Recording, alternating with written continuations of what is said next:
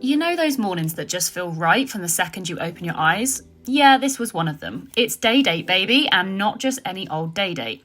We're escaping the usual, leaving behind the laundry pile, the meal planning and the daily grind, and we're heading to sunny Bournemouth for a full-on beach brekkie and some wholesome seaside strolls. We planned this Bournemouth day date ages ago because sometimes life gets so busy that unless you literally block time out, it just doesn't happen.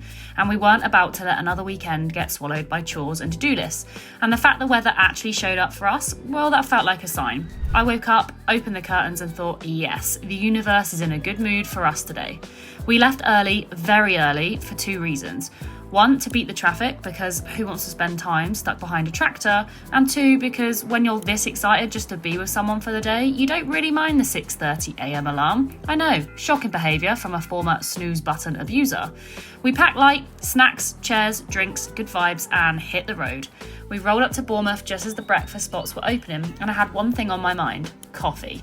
Specifically, the kind that makes your brain boot up and is good for the soul.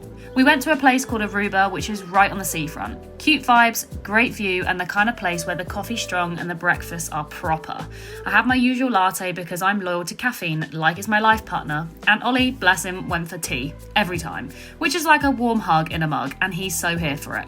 We both went for full English because, let's be honest, when you're planning a big walk, you do need some fuel. And yeah, I'm in a fat loss phase. Yes, I had a full English because food is not the enemy, restriction isn't the goal. The goal is to feel good, strong, satisfied and balanced. And that doesn't mean I'm on a lettuce-only diet with a side of misery.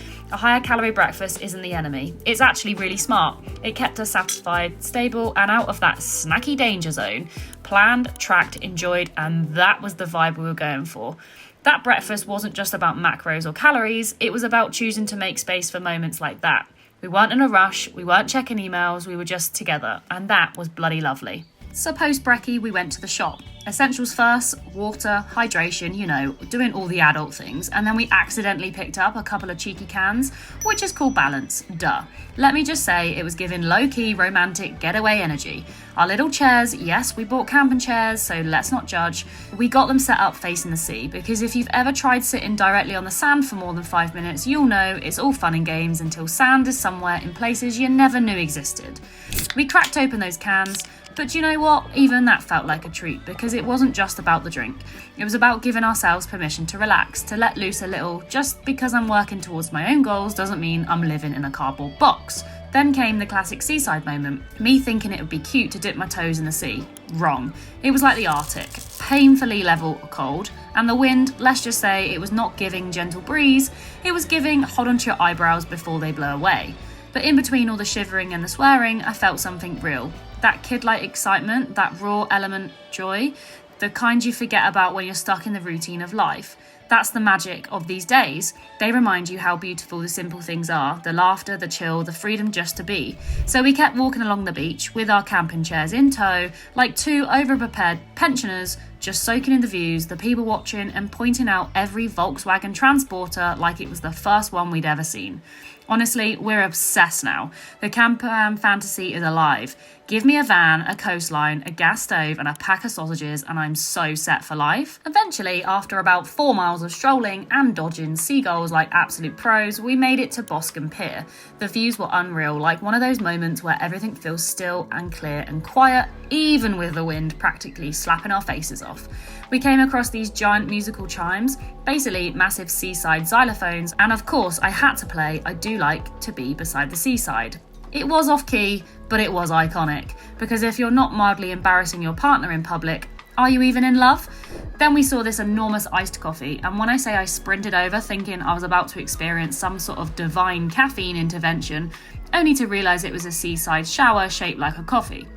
I felt personally attacked, but also it was absolutely genius. Now for the real star of the show, ice cream. I don't care what phase I'm in, maintenance, fat loss, life crisis, ice cream at the beach is an absolute non-negotiable. It wasn't a cheat, it wasn't a slip up, it was my choice, a delicious pre-tracked memory-making, totally worth it choice.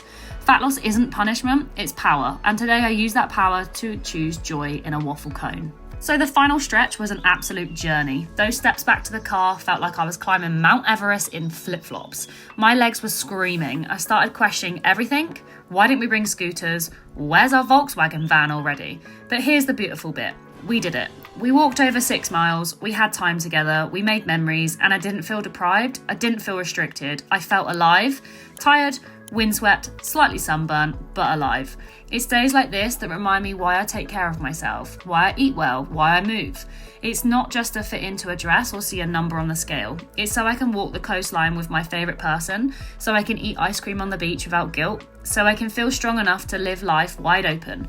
Fat loss isn't about shrinking yourself, it's expanding your whole life. And honestly, if every on-track day could end with a beach view, a full heart and an ice cream mustache, I think I'm doing all right.